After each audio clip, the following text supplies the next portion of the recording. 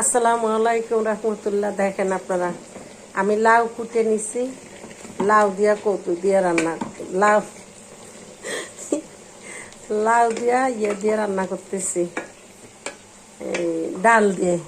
আমাদের একজন নতুন মা আছে না, নতুন মা হয়েছে, উনি বাচ্চা দুধ পাচ্ছেন না, তাই আমি কদু দিয়ে ডাল দিয়ে রান্না করছি। দেখেন আপনারা, কদু দিয়ে ডাল রান্না করলে বাচ্চারা দুধ পায় অনেক। আর দেখেন, আমি ডালটা আগে সিদ্ধ করিয়া মরিচ দিয়া, কাঁচা মরিচ দিয়া, আর হলো ইয়া দিয়ে আপনার এই যে ডালের সিদ্ধ করছি হলুদ দিয়ে সিদ্ধ করে ডাল ঘুটনি দিয়ে ঘুটে, দেখেন ডাল ঘুটনি দিয়ে একদম ঘুটে ফেলছি। ঘুটে এখন লাউটা চুলাই দিলাম, একটুখানি দিয়েছি আগে ডাল, হঠাৎ করে ভিডিওটা করতে মনে নেই। দেখেন, তারপরে বাকি ডালটা ডাইলে দিলাম, দেখছেন, বাকি ডালটা ডাইলে দিলাম। এবার লাস্ট ফিনিশিং আপনাদেরকে পরে দেখাবো, ঠিক আছে? আপনাদেরকে একটু আগে দেখাইছি না ডাল রান্না করি লাউ দিয়া, ডাল দিয়ে। এই দেখেন, দেখছেন, এখন তেল দিব ডাইলে। এই ফাঁকে আমি করলাম কি, এই যে মাছ ভাজলাম, মাছটারে ভাজলাম, মরিচ টানলাম, দেখছেন। এখন এই মাছটা উঠাবো আমি, এখন উঠাবো।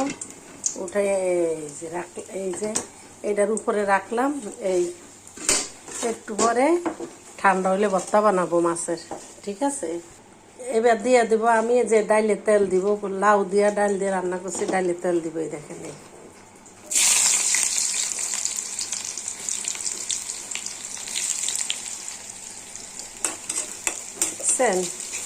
তেলটা গরম হইলে আপনারা দিবেন পেঁয়াজ রসুন, কারণ তেল গরম না হইলে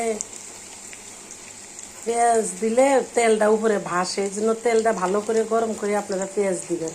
আর পেঁয়াজটা ভাজবেন অল্প জালে, বেশি জালে পেঁয়াজ পুড়িয়ে যায়, ভিতরে কাঁচা থাকে। আর অল্প জালে ভিতরেও হয় উপরেও হয়। তারপরে পেঁয়াজটা যখন একটু হইলো, তখন আমি দিয়ে দিব এই রসুনের পেঁয়াজ একসাথে দিলে রসুন পুড়িয়ে যায়, পেঁয়াজ কাঁচা থাকে। এই জন্য আমি পেঁয়াজটা একটু হালকা লাল লাল করে রসুন দিলাম, দেখছেন। রসুন আর পেঁয়াজ লাল লাল হয়ে গেলে আমি ডালটা দিয়ে দিব।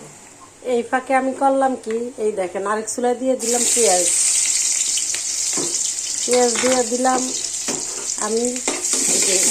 দেখেন আপনারা, অনেকগুলা মাছের ডিম, এই যে আমি সব কিছু দিয়া মাছের ডিমটারে মইতে উপরের পর্দাটা ফেলে দিছি। তারপরে আদা দিলাম, রসুন দিলাম, একটু জিরার গুঁড়ি দিলাম, হালকা আদা দিছি, তারপরে হলুদ দিলাম, লবণ দিলাম, দিয়ে এটা চটকাইয়া ইয়াটা ফেলে দিলাম, উপরের ডিমের খোসাটা ফেলে দিলাম। এখন আমি এটা তেলে ভাজবো, এক কড়াইয়া হবে আপুরা ভাইয়ারা। এই যে এটার ভিতরে আমি ছেড়ে দেবো ডিমগুলো, এখন একটু লাল লাল হোক, তারপরে দিয়ে দিব। এবার দিয়ে দিব তেল, দেখেন ডালের ভিতরে তেল, দেখেন আপুরা ভাইয়ারা। বাকিটু এই যে আমি একটু নিয়ে এই যে এই সেট করিয়া না, সেট করিয়া যদি শব্দ না হয় ডাইলে স্বাদ পাবেন না আপুরা। এই সেট করার শব্দটাই আপনি ডাইলে দিবেন, ডাইলে দিয়া এইভাবে ঢেকে দিবেন। আমি ডাকনা নিব কখন, এই জন্য আমি এই যে কড়াইটা দিয়ে ডাইকে দিলাম, যেহেতু বাসটা না যায়।